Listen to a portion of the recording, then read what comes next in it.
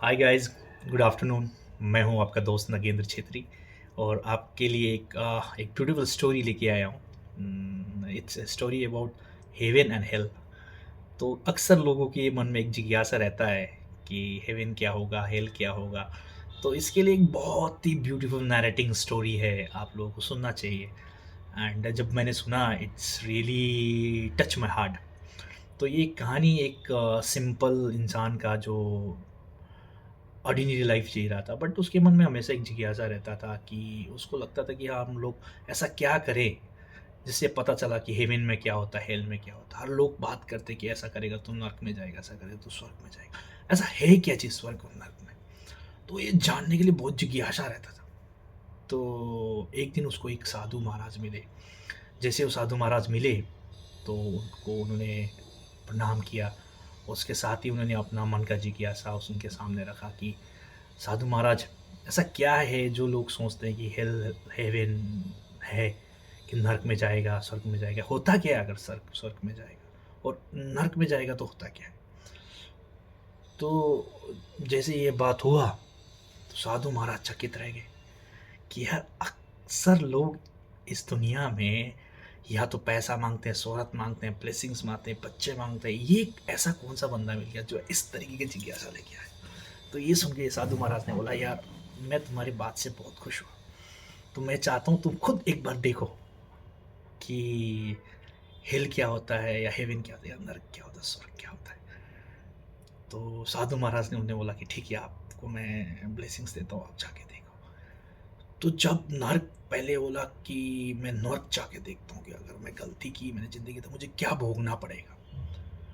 तो जब नर्क में गया तो वहाँ पर खानाएँ, लोग कमज़ोर थे, बिल्कुल मरने जैसी हालतें हो रखी थी। जैसे भूखे पड़े हुए, कब से खाना नहीं मिला, तरस रहे, ज़मीनों में रेंगते रहे। और उसने देखा कि रूम भी गंदे, सब कुछ इधर-उधर फैला हुआ, मेस्ड अप है सब कुछ। तो नोटिस किया ये सब हो क्यों रहा है?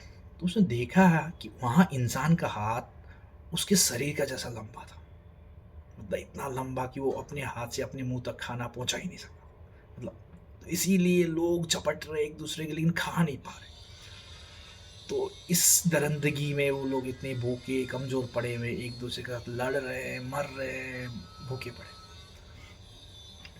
तो ये देख के वो बहुत डर गया कि यार ये तो नर्क है। तो फिर वो स्वर्ग गया। जब स्वर्ग में देखा तो सब कुछ साफ सुथरा था। लोग अपने अच्छी तरीके से बैठे हुए थे, बातें कर रहे थे, हंस खेल रहे थे, कोई झगड़ा नहीं, कुछ नहीं। तो बहुत आनंद चल रहा था। तो कैसे कैसे करके उसने देखा तो वहाँ भी लोगों का हाथ उतना ही लंबा था जितना था नर्क में था। तो ये देख के वो अचंभित रह गया कि ऐसा क्या हो गया कि उन्होंने ऐसी हालत बना ली और ये लोग इतना खुशहाल है।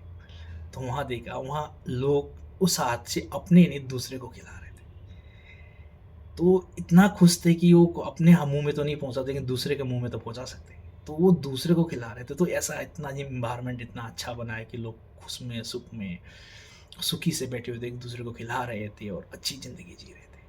तो फिर उसको समझ में आया, जब वो आया वापस तो साधु महाराज से उसने मुलाकात की। तो साधु महाराज ने बोला, हाँ देख के आए तुम, कैसा लगा स्वर्ग और नर्क? बोला, यार मेरे को समझ में आया, स्वर्ग नर्क कुछ नहीं होता, ये सिर्फ लोगों का भ्रम है। स्वर्ग और नर्क जैसे पृथ्वी में है वैसे वहाँ भी ऐसे ही।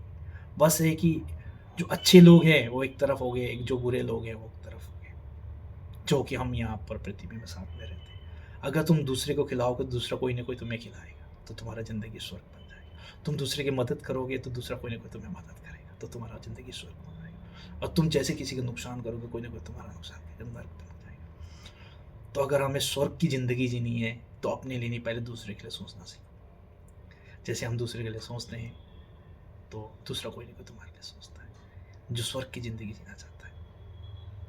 Hope you guys like it this story. And आगे भी ऐसी अच्छी स्टोरी सुनने के लिए लाइक करें मेरे चैनल को। Bye, thank you.